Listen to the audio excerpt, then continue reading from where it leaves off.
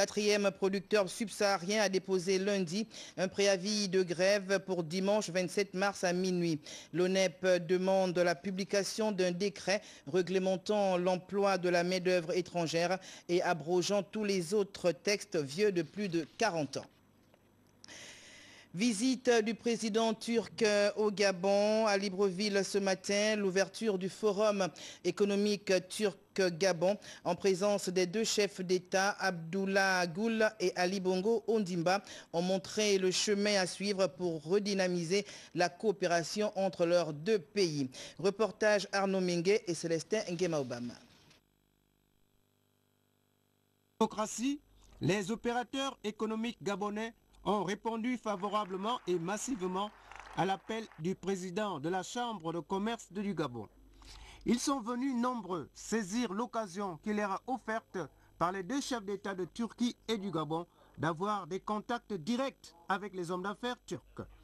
Tous ceux qui ont pris la parole à la cérémonie officielle d'ouverture du forum ont relevé que c'est une opportunité à saisir. Du président de la Chambre de commerce du Gabon au vice-président de l'Assemblée des exportateurs de Turquie, en passant par le président des industriels de Turquie, même volonté, dynamiser la coopération turco-gabonaise. C'est d'ailleurs ce qui est ressorti du discours du président turc Abdullah Gül. De son côté, le président Ali Bongo Ondimba s'est réjoui de ce que le Gabon inaugure la nouvelle place forte dans la coopération entre la Turquie et le continent africain. Il s'agit aujourd'hui de rendre cette coopération plus agissante dans un partenariat rénové et adapté aux exigences du moment. Dans cette optique, je voudrais vous confirmer que je suis aujourd'hui résolument engagé, et avec moi le gouvernement de la République gabonaise, dans la mise en œuvre d'un programme économique dont l'objectif majeur est de faire du Gabon un pays émergent à l'horizon 2020. Cette ambition est portée non seulement par la richesse du sous-sol. Le Gabon est membre de la communauté économique des États de l'Afrique centrale, qui constitue un marché de plus de 140 millions de consommateurs. Sa position centrale, sa stabilité et son accès direct à la mer en font naturellement une porte d'entrée de tout investisseur désireux de développer ses affaires au niveau de la sous-région. La cérémonie officielle s'est poursuivie par la visite des stands d'entreprises érigés pour la circonstance. Ce matin, le président turc a été reçu au palais de la présidence de la République par son homologue gabonais Ali Bongo Ondimba.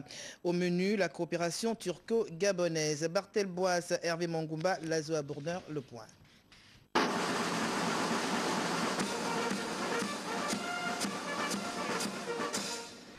Le chef de l'État de Turquie a été accueilli à son arrivée au palais de la présidence de la République par son homologue, le président Ali Bongo Ondimba. Cérémonie hautement protocolaire. Abdullah Gül est à Libreville dans le cadre d'une visite de travail.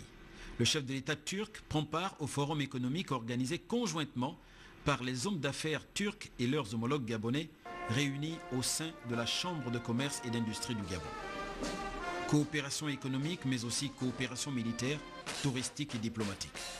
Les deux hommes d'État, dans un important tête-à-tête, ont revisité les différents axes de la coopération turco-gabonaise avant de fixer le nouveau cap qui tienne compte de l'ambition du président Ali Bongo Ondimba, celle de conduire le Gabon, notre pays, sur le chemin de l'émergence.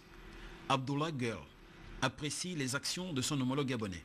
Le chef de l'État turc dit de son pays qu'il est disposé à accompagner le Gabon dans ce challenge.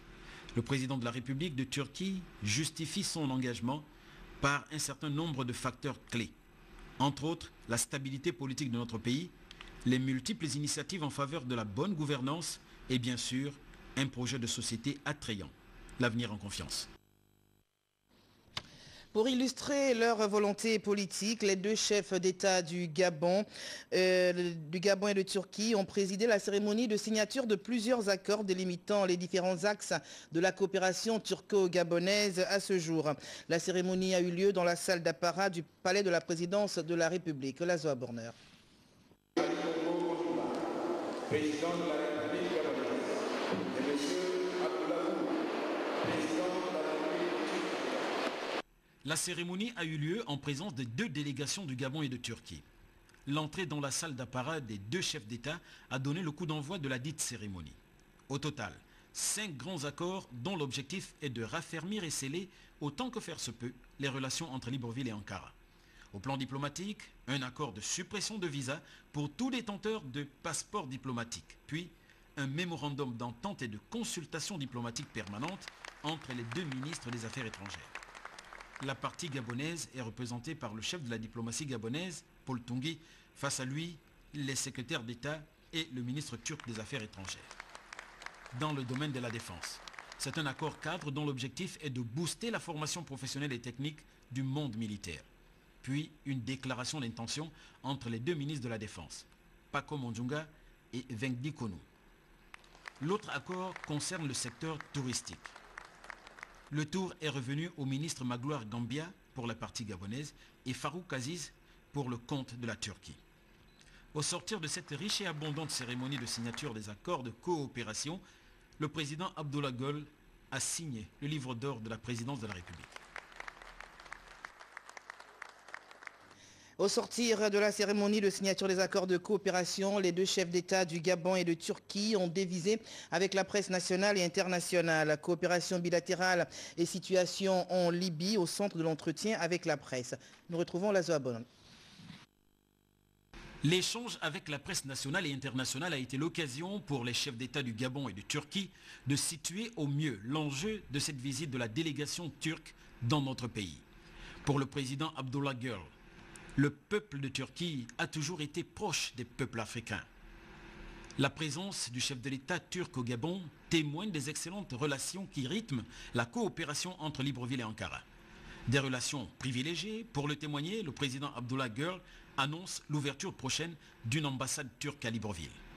Nous avons 17 ambassades dans les pays de l'Afrique subsaharienne et nous avons décidé d'ouvrir également une ambassade à Libreville et nous allons l'ouvrir dans le courant de cette année.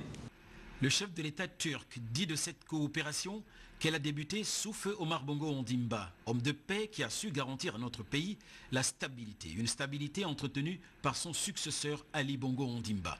C'est ce qui explique la forte présence des businessmen turcs dans sa délégation. L'homme dit avoir bon espoir que ces hommes d'affaires investiront dans notre pays. Et nous avons également une importante délégation d'hommes d'affaires et d'investisseurs qui accompagnent cette visite, qui sont dans ma délégation. Et je suis certain et persuadé qu'ils vont investir également dans votre pays. Et grâce à cela, nous allons pouvoir constituer un partenariat gagnant-gagnant qui va dans le sens des intérêts mutuels. Et nous avons en tout cas une très forte volonté politique pour réaliser cela. C'est de cela que nous nous sommes entretenus avec mon ami et frère, le président de la République. Pour le chef de l'État Ali Bongo Ondimba, la présence de son homologue turc est en fait l'aboutissement de l'œuvre de son prédécesseur, d'où un hommage rendu à feu le président Omar Bongo Ondimba. Je rappelle à mon tour que la volonté de Monette d'établir des relations très fortes et très étroites avec la République de Turquie ne date pas de moi, mais c'est une initiative de mon prédécesseur, le président Omar Bongo Ondimba, qui nous rend hommage. Ça a été sa volonté. Déterminé à faire aboutir son ambition, faire du Gabon un pays émergent, le chef de l'État Ali Bongo Ondimba trouve en la Turquie l'expérience adéquate pour satisfaire cette ambition. L'expérience qui a été la sienne, pour moi, et pour les Gabonais, je pense, est très instructive de la voie sur laquelle on doit se mettre pour aller vers l'émergence. Et il est bon de partager des expériences avec ceux qui sont déjà passés par ce chemin-là. Abordant les questions d'actualité brûlantes, le président Ali Bongo Ondimba a explicité le point de vue du Gabon sur la crise en Libye. Le chef de l'État gabonais opte pour un règlement pacifique de la crise.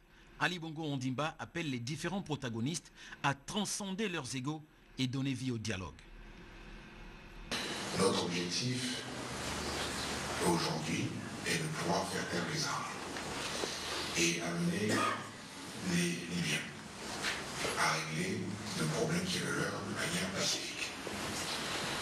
L'objectif n'est pas la guerre, l'objectif n'est pas la destruction, et l'objectif n'est pas de voir plus de sang versé. L'objectif, encore une fois, est de voir un règlement pacifique d'une solution. Les deux chefs d'État se sont ensuite rendus à la Cité de la démocratie où ils ont honoré de leur présence le Forum économique turco-gabonais. Vendredi, jour de prière chez les musulmans, les deux chefs d'État ont tenu à rendre grâce à Dieu pour avoir facilité la réalisation de cette riche coopération naissante. La prière a été dite à la mosquée Hassan II de Libreville. Reportage Hervé Mangumba, Lazoa Borner.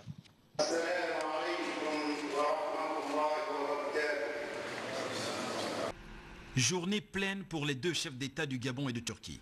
Abdullah Gül et Ali Bongo Ondimba ont profité de ce jour de prière musulman pour rendre grâce à Allah, grâce par laquelle toutes ces actions sont rendues réalisables.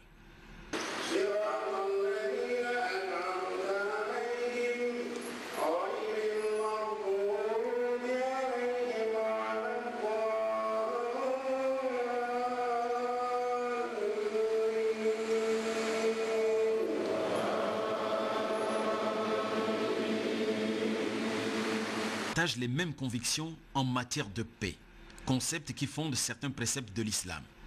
C'est à juste titre que les deux leaders sont d'accord pour un règlement de la crise libyenne par le dialogue et la tolérance. La présence du chef de l'État turc pour la première fois sur ce lieu de prière réjouit les fidèles musulmans de la mosquée Hassan II qui pensent à l'occasion que toute initiative humaine mérite d'être confiée à la bénédiction de Dieu le Tout-Puissant, le Miséricordieux. Nous vous rappelons que le voyage du président Abdullah Gül intervient à la suite de plusieurs autres rencontres de haut niveau entre les autorités des deux pays. En juin 2010, visite à Libreville du ministre d'État turc en charge de la coopération Hasan Gemisi, la présence du ministre d'État Paul Tungi au sommet Turquie-Afrique en août 2008, puis en février 2010, la visite à Ankara de l'ancien ministre délégué aux Finances et aux Affaires étrangères Jules Ogwe Banja. Une visite dans tous les cas qui donnera un nouveau souffle à la coopération Gabon-Turquie selon le porte-parole du chef de l'État, Clémence Mesui. Et puis le vice-président du Kenya, reçu en audience au palais du bord de mer par le chef de l'État, Ali Bongo Ondimba. L'homme est porteur d'un message de son président à son homologue gabonais. Le point presse présidentielle. Le vice-président kenyan a été reçu en audience par le chef de l'État, Ali Bongo Ondimba. L'homme est porteur d'un message du président Mwai Kibaki du Kenya à son homologue Ali Bongo Ondimba du Gabon. Message de paix et de fraternité. Le renforcement de la coopération bilatérale était également à l'ordre du jour. Les deux personnalités ont abordé les points d'actualité de l'heure, la crise en Côte d'Ivoire et en Libye. Surtout que le Gabon siège au Conseil de sécurité de l'ONU. L'audience intervient au moment où le président turc séjourne dans notre pays. La Turquie est membre de l'OTAN. La rencontre s'est déroulée en présence du ministre Paul Tungi des Affaires étrangères, de la coopération internationale et de la francophonie et du secrétaire général de la présidence de la République, Madame Laure Olgangonju. Parlons justement de la situation en Côte d'Ivoire. Une trentaine d'organisations de défense des droits de l'homme ont exhorté aujourd'hui la communauté internationale à augmenter l'aide humanitaire en Côte d'Ivoire et l'ONU à renforcer ses capacités sur le terrain où la situation, selon elles, atteint un seuil critique. La République démocratique du Congo a décidé de rappeler son ambassadeur accrédité à Brazzaville, une décision liée à l'attaque du 27 février contre la résidence à Kinshasa du chef de l'État Joseph Kabila. Au Bénin, l'an dernier jour pour le dépôt par les candidats à la présidentielle du 13 mars de recours auprès de la Cour constitutionnelle. Celle-ci a validé lundi dernier la réélection du président Boni Yayi avec 53% des suffrages, une victoire contestée par son principal adversaire Adrien Ougbenji. Fin en Centrafrique de la campagne électorale du second tour des législatives prévue dimanche prochain. L'opposition boycotte le scrutin. La victoire est donc assurée pour le parti du président François Bozizé. À Djibouti, ouverture officielle de la campagne électorale pour l'élection présidentielle du 8 avril à laquelle seuls 2 candidats participent, dont le président sortant Ismaël Omar Guelleh, au pouvoir depuis 1999 et assuré d'être réélu selon certains observateurs. Nous revenons sur le plan national pour dire qu'un atelier de validation de la nomenclature des dépenses à moyen terme s'est tenu à l'Institut de l'économie et des finances. Destiné aux directeurs centraux des affaires étrangères, ce séminaire prépare le projet de budget 2012. Reportage Biaou Mikala, Joseph Biogué. Un atelier de validation